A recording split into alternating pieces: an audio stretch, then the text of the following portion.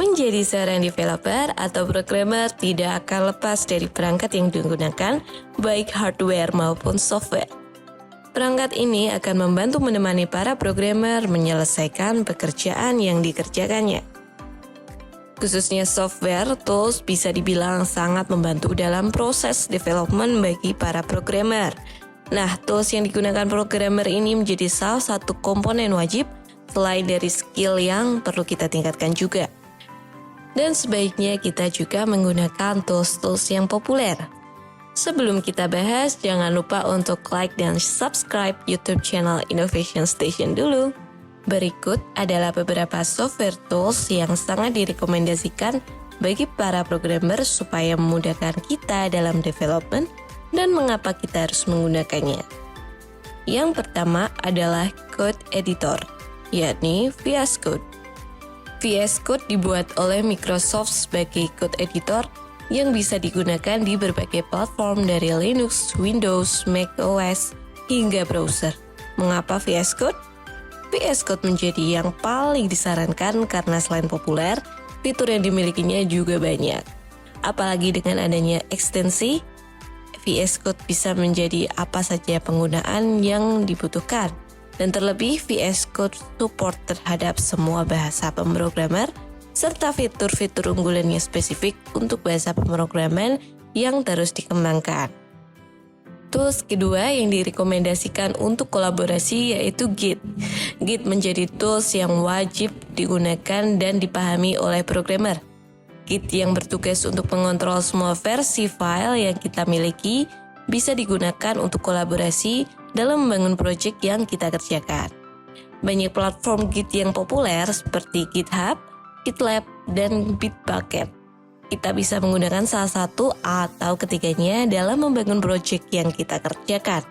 Dengan demikian, semua kode manajemen yang ada bisa diselesaikan dan sangat terbantu oleh platform tersebut. Tools ketiga yang direkomendasi untuk debugger adalah ChatGPT. ChatGPT merupakan sebuah platform chat yang dikembangkan oleh OpenAI dan bisa menjawab apa saja yang ditanyakan, termasuk ketika kita akan melakukan debugging. ChatGPT bisa mempersingkat waktu debugging ketika kita ingin mencari solusi dari potongan kode yang dirasa masih belum sesuai. Walaupun demikian, mencari tahu sendiri melalui mesin pencari akan lebih baik daripada hasil yang instan. Sehingga di sini ChatGPT hanya menjadi tools assistant saja. Kemudian, tools keempat yang direkomendasikan adalah Docker. Docker merupakan platform yang berjalan di OS level sebagai virtualisasi service yang memberikan kemudahan bagi seorang developer dalam melakukan deployment melalui yang mereka sebut sebagai kontainer. Kontainer Docker bisa dikatakan sebagai sebuah wadah yang tinggal dijalankan saja oleh seorang developer tanpa harus men-set tools lain untuk membantu proses development-nya. Docker menjadi salah satu tools yang wajib dipahami oleh seorang developer karena kemampuannya dalam mendeliver sebuah service yang easy to use dan ready to use bagi developer, serta sangat fleksibel. Lalu ada tools yang cukup penting dalam proses pengerjaan suatu project dari segi pencatatan dokumen, yaitu adalah Notion. Notion ini merupakan salah satu platform di mana kita bisa menulis dokumen, tapi lebih dari sekedar itu, dengan Notion kita bisa memanage berbagai tulisan dengan mudah dan bisa kita bagikan juga ke orang lain. Notion ini direkomendasikan karena kemampuannya dalam mengolah dokumen dengan fitur yang banyak dan unik.